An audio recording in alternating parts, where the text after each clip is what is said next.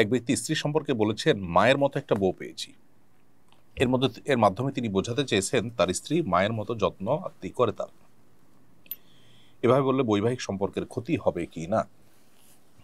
এভাবে বললে অবশ্য শরিয়া যেটাকে জেহার বলেছে, অর্থাৎ স্ত্রীকে যদি মা কিংবা কোনো মাহরামের সাথে তুলনা করা হয়, তুমি আমার মায়ের মতো, আমার মা যেরকম হারাম তুমি এরকম হারাম, এই টাইপের কথাবার্তা বললে সেটাকে জেহার বলা হয়।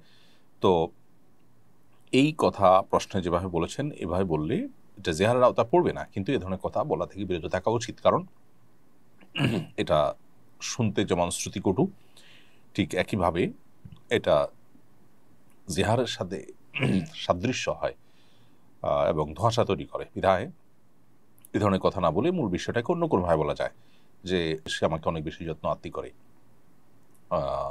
আমার মা আমাকে টেক কেয়ার করতো, এখন মা নেই, অথবা মায়ের অনুপস্থিতিতে সে টেক কেয়ার